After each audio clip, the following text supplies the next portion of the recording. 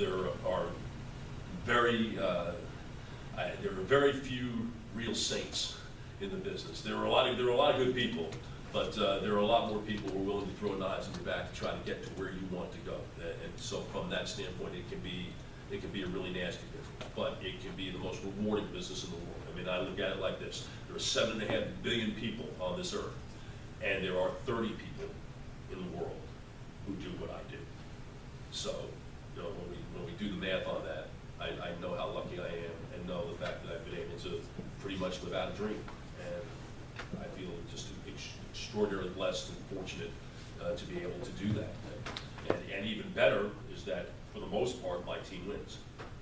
You know, you can be, and your guys in our league in Sacramento and Minnesota and Philadelphia, I mean, they've watched a lot of bad basketball for a long, long time.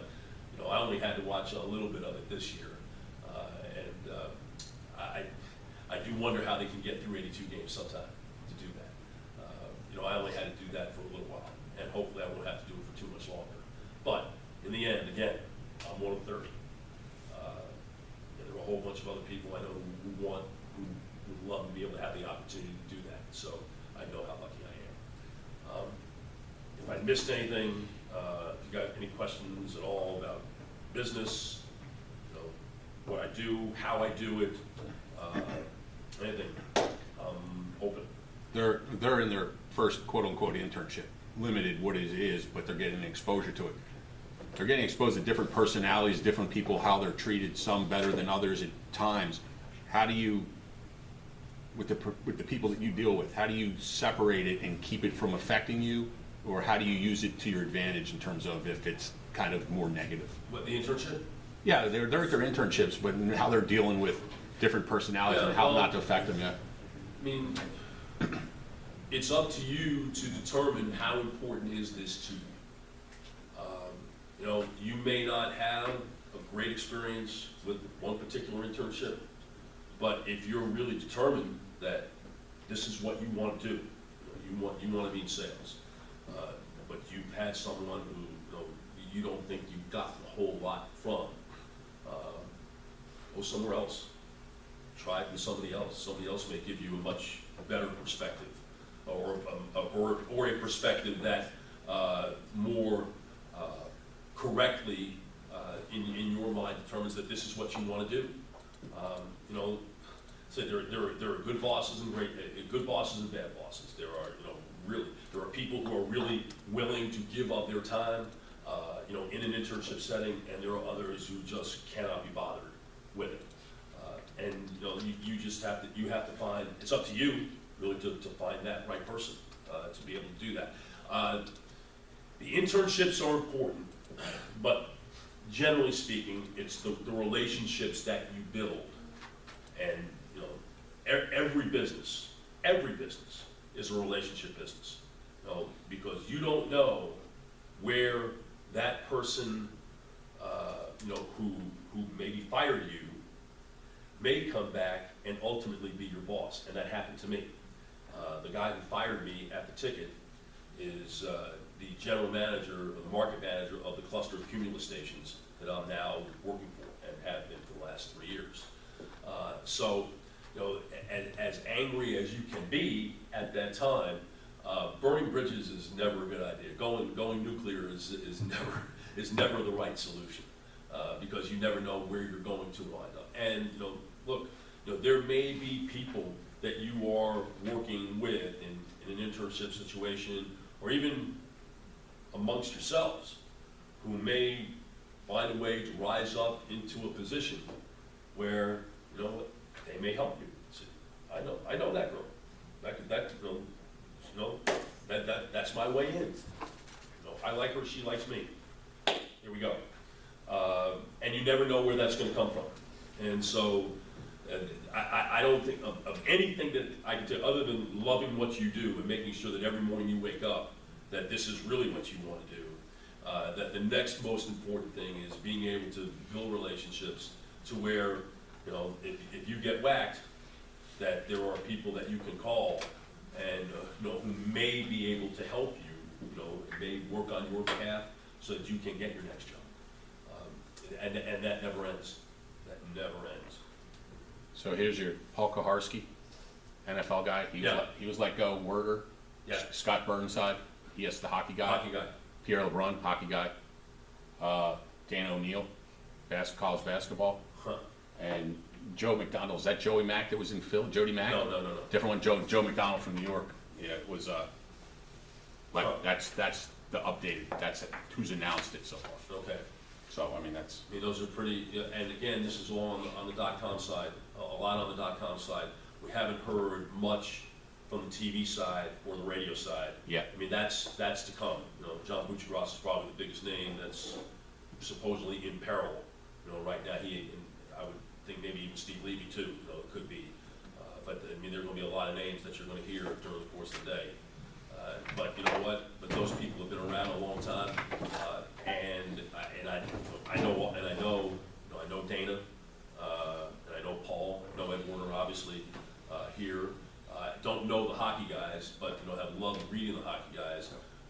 You know, it's interesting that the ESPN seems to, you know, they're taking their reporters out of the mix, and they're going more with you know, opinions and analysis, which is, frankly, for me, it's a very dangerous game to play. You know, where ESPN has just lapped the competition, has been in its ability to report, and the depth of its reporting when they are so inclined to do that. But it seems like they're kind of taking the easy way out, and in many ways, you know, the guy who left there, a guy named Jamie Horowitz, who's now at Fox Sports 1, and who has taken on, you know, Skip Bayless and Shannon Sharp, and you know, so Whitlock and Cowherd have a show together in the afternoon.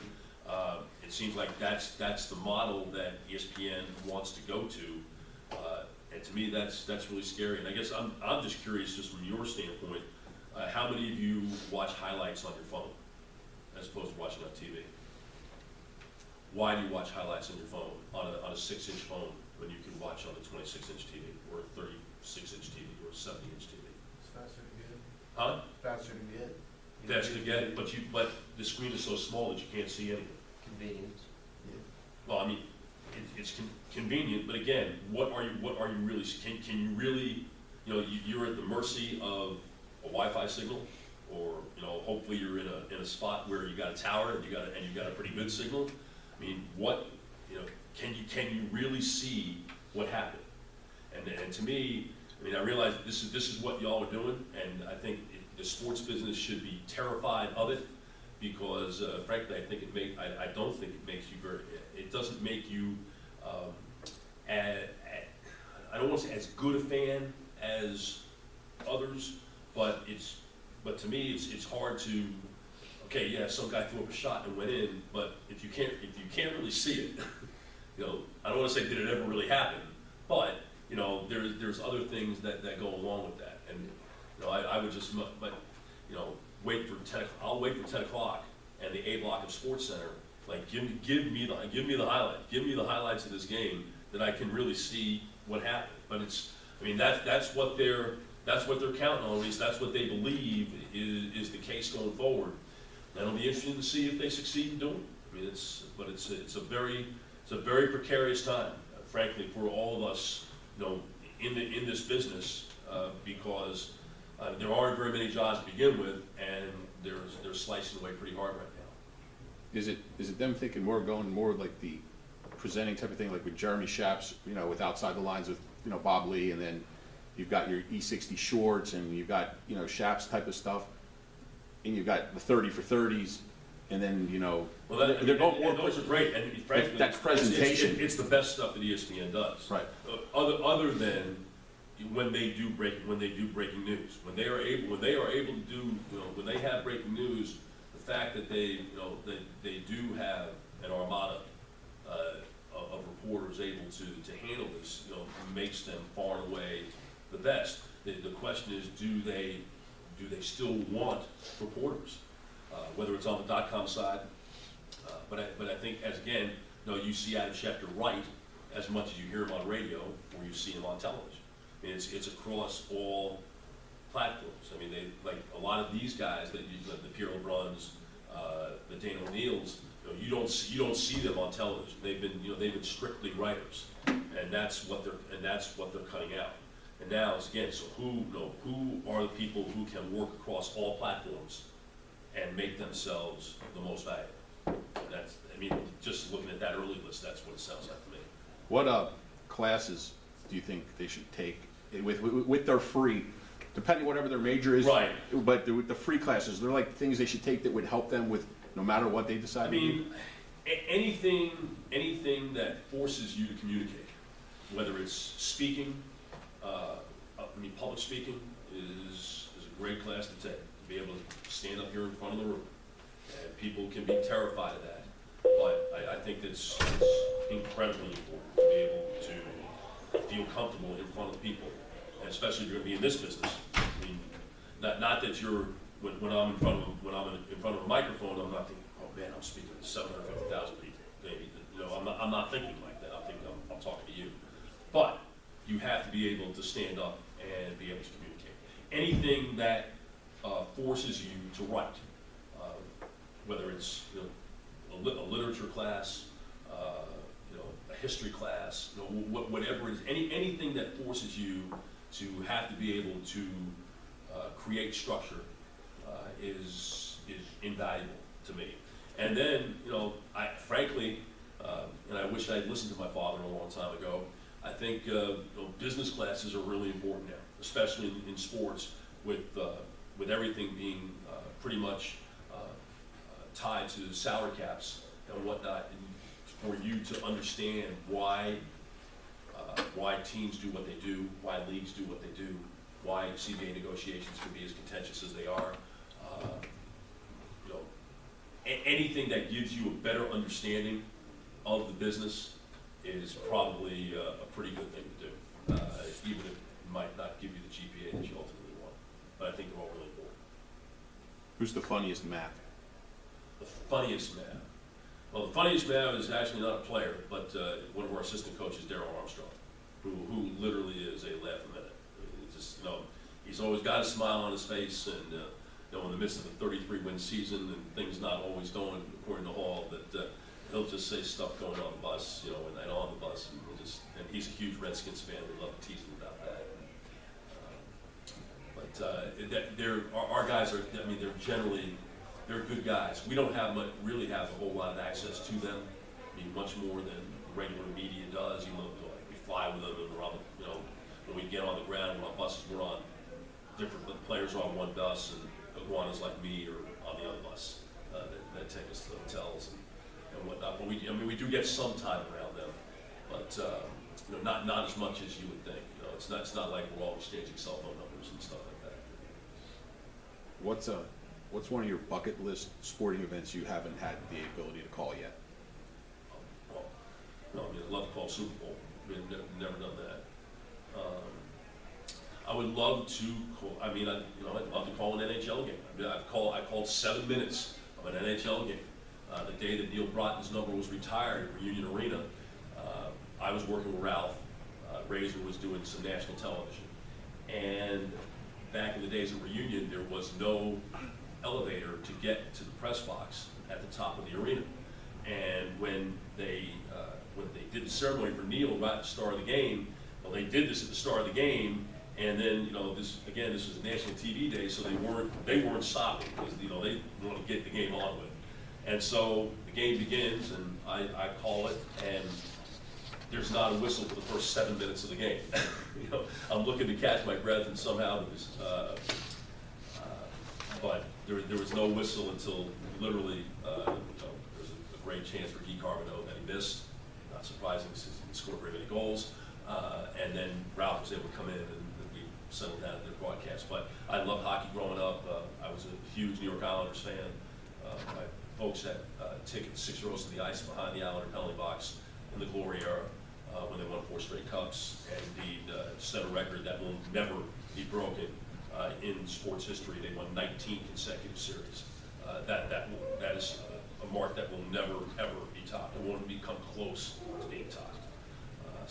I'd love to do hockey. I've never done a football game at either the Big House or at Notre Dame. Never done that.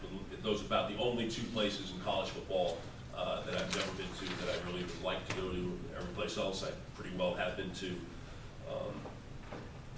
And as far as events, I mean, I've never been to the Masters. I just want to go there. I don't need to see it during the tournament. I just want to see it. I don't need to play there. I just want to walk through the gates on Magnolia Lane and work from there. And I've never been to the Kentucky Derby, although, you know, it just seems like absolute insanity to go on that day. There's about 150,000 people in an arena that's basically designed for about 40,000 people. So, but I think I'd love to see the experience just once. But other than that, I can't say there's a whole lot that I haven't done that I would like to do. Career questions, Careers. team business. questions, radio, sports, what do you got? Anybody? No. So, That's easy. Or I wasn't that interested, one or the other. oh, they were paying attention. There have been ones that it hasn't happened, so, but, no, that's Chuck's a great example of, you know, you do work and things come to you when you work and you volunteer and you do what you need to do, and it's networking. I mean, seriously, I mean, these guys all have LinkedIn profiles, they all start connected on LinkedIn, so they're starting. Well, and you're in the right place at the right time. When I got the Maverick job, you know, it just so happened that I was working at a radio station that had the rights to the games. Mark Follow was doing radio at that time. He moved up to television, and you know, I was getting moved in. It's not like that there was going to be, you know, an opening, you know, for that job. And, 12 years later, I've been able to keep it, and hopefully keep it for about 20 more years. And I'll just be on my way and do whatever it is. But you know, there is a lot of right place, right time. But the networking is really important. Just, you know, again, you never know who you're meeting on your way up, or also on your way down. That might be able to help you. And so, might as well, you know, treat them all right. Don't go scorched earth on anyone, because that, in the end, it's only going to hurt you. It's not going to hurt anybody else. Cool. Okay. Nice. Thank you. All right, guys. Thank you. Can we get a picture? Let's get a.